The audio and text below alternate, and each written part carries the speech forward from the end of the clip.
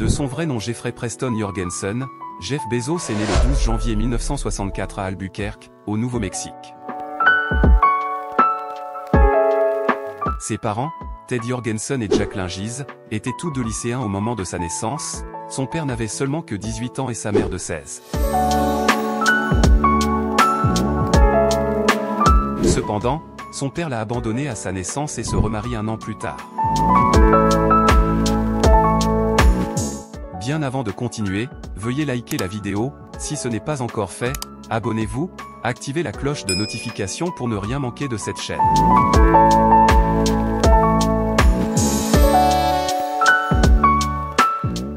Pour ceux qui souhaitent découvrir comment gagner de l'argent sur Internet, nous vous invitons à suivre notre formation gratuite accessible via le lien en description. Rejoignez-nous et apprenez à gagner facilement 1000 € par mois sur Internet.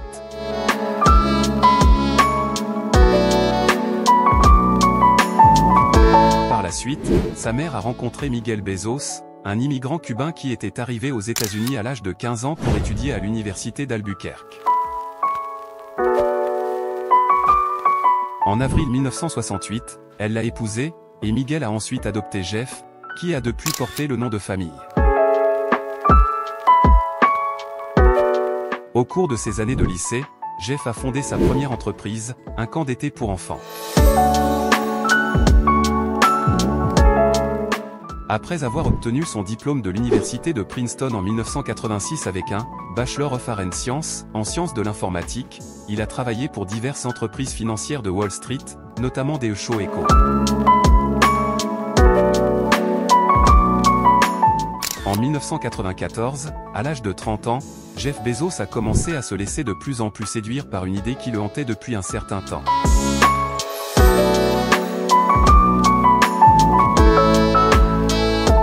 J'ai appris que l'utilisation du web augmentait de 2300% par an. Je n'avais jamais vu ou entendu parler de quelque chose avec une croissance aussi rapide, et l'idée de créer une librairie en ligne avec des millions de titres, quelque chose de purement inconcevable dans le monde physique, m'enthousiasmait vraiment. Prenant en compte la possibilité qu'il puisse éprouver des regrets ultérieurement s'il ne s'engage pas dans l'univers d'Internet. Le 5 juillet 1994 à Seattle, Jeff crée sa société qu'il a d'abord appelée Cadabra, qui va devenir plus tard Amazon. Amazon a été choisi en partie parce que le nom commençait par la lettre A, qui est au début de l'alphabet.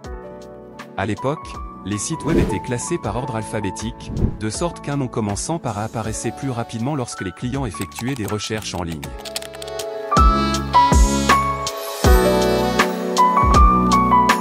De plus, sa vision était de construire la plus grande librairie en ligne du monde, en référence à l'ampleur de l'Amazone, le plus grand fleuve du monde.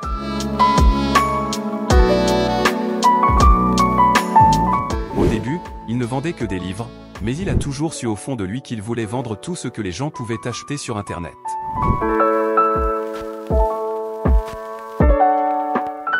Ils ont commencé à expédier tous les livres depuis son garage, ce qui garantissait la qualité et le service client. Dans les 2 mois qui ont suivi le lancement, après une année de test bêta, Amazon a vendu des livres dans 50 États et dans plus de 45 pays.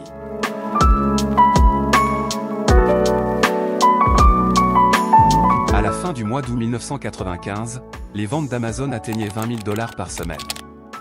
En 2000, au moment où il commençait à s'étendre à d'autres catégories, comme la musique, les vidéos, les jeux, etc., la société a connu un coup dur après l'explosion des dot-com, lorsque les magasins traditionnels ont lancé leur propre site de e-commerce, et les gens, dont lui, ont commencé à se demander comment ils allaient maintenir un avantage concurrentiel sur leurs concurrents.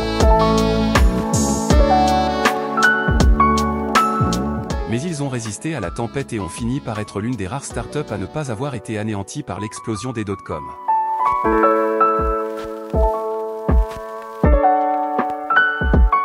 Le 5 juillet 2021, il a démissionné de son poste de PDG d'Amazon, tout en maintenant sa position de président exécutif du conseil d'administration.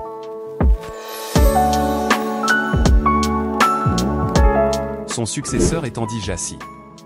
En 2000, Bezos a également créé Blue Origin, une société spécialisée dans la production aérospatiale et les vols suborbitaux. Le premier lancement d'une fusée a été couronné de succès en 2015. La société se concentre principalement sur la création du lanceur lourd New Glenn, dont le vol inaugural est prévu pour 2023, ainsi que sur le développement de moteurs cryogéniques.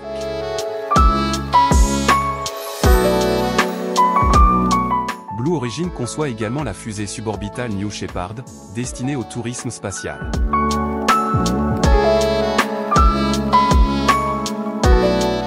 Bezos a pris part à son premier vol habité le 20 juillet 2021, aux côtés de son frère Mark Bezos, de Wally Fink et d'Oliver Damen. Une vente aux enchères a été ouverte au grand public pour devenir le tout premier touriste spatial à bord du New Shepard et gagner une place dans l'équipage de ce vol.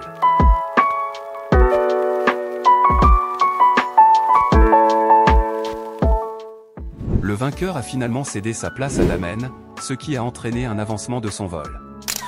En 2013, il rachète le journal américain The Washington Post pour 250 millions de dollars.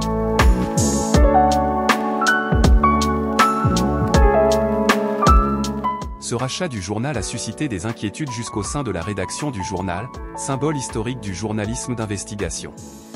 Le nouveau propriétaire a jugé bon de publier une lettre ouverte dans laquelle il affirme qu'il ne dirigera pas le Washington Post au jour le jour.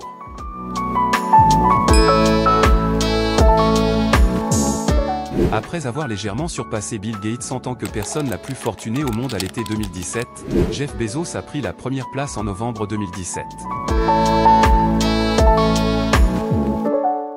À ce moment-là, sa fortune était estimée à plus de 100 milliards de dollars américains, une augmentation de 34,2 milliards de dollars par rapport à 2016. Il a ainsi détrôné Bill Gates et Warren Buffett.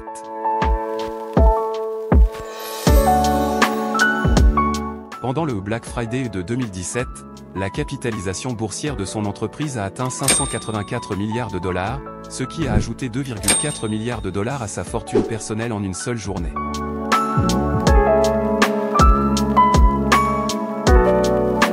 En 2018, Jeff Bezos est devenu la première personne à atteindre une fortune de plus de 100 milliards de dollars, selon Forbes.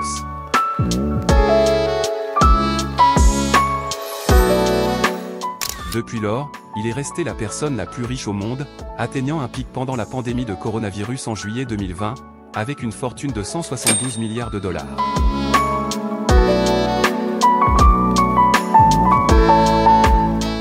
Le 26 août 2020, Jeff Bezos a écrit l'histoire en devenant la première personne à posséder une fortune dépassant les 200 milliards de dollars. Il a suscité des critiques pour divers aspects de sa carrière et de sa vie. Il a été fortement critiqué pour le climat de travail à l'intérieur de l'entreprise Amazon, qui a été qualifié d'exécrable par une enquête du New York Times en 2015.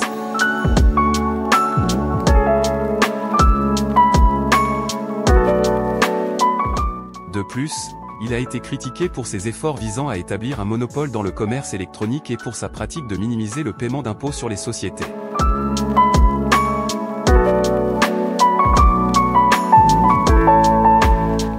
Cependant, il convient de noter que malgré ces critiques, une étude indépendante publiée en 2020 par le magazine Forbes, intitulée The World's Best Employee, a classé Amazon comme le deuxième meilleur employeur au monde.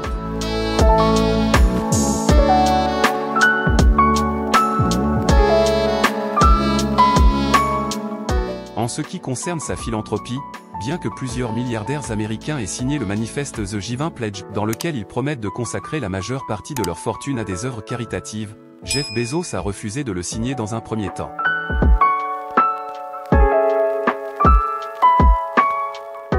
Cependant, en 2018, lui et son épouse ont consenti à créer un fonds de 2 milliards de dollars pour aider les sans-abri et établir un réseau de classes maternelles pour les plus défavorisés.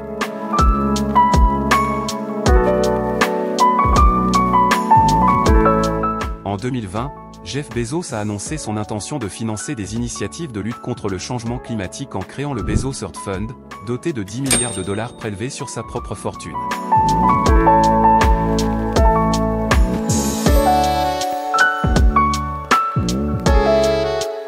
Ce fonds soutient des projets de préservation de la nature dirigés par des scientifiques et des organisations non gouvernementales, avec d'importantes contributions annoncées en novembre 2020 en faveur d'organisations telles que le WWF, l'Environmental Defense Fund, le Natural Resource Defense Council, The Nature Conservancy et le World Resource Institute.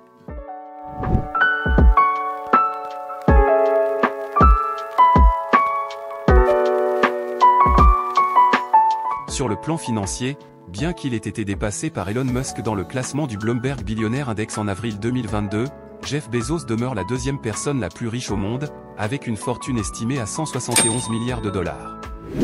En 2023, il est passé à la troisième place avec une fortune de 143 milliards de dollars.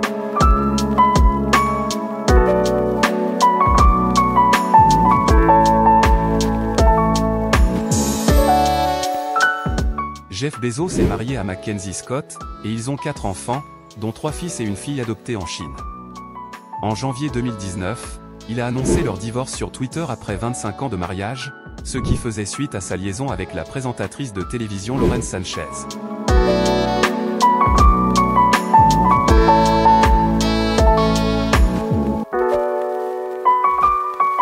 Il possède un vaste patrimoine immobilier, comprenant une immense demeure à Medina, près de Seattle, une maison de 1200 mètres carrés à Beverly Hills, 3 appartements dans la Tour de Century à New York, le musée du textile à Washington, le Figure 2 Ranch au Texas et des milliers d'hectares de terrain.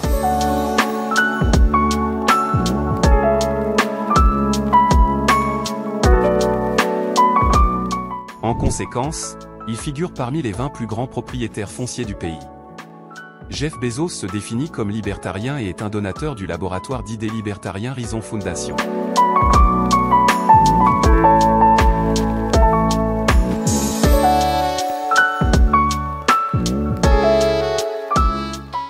Il est également engagé dans le mouvement transhumaniste et a investi 42 millions de dollars dans la construction d'une horloge mécanique située au Texas, conçue pour donner l'heure exacte pour les 10 000 prochaines années.